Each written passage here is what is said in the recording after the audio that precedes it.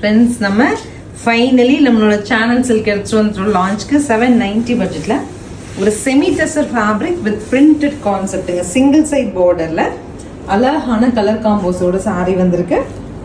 First colour வந்து நல்ல ஒரு rose milk pink with blue pallu and blouse. Colours update பண்ற பார்த்துட்டு புக் பண்ணலாம்.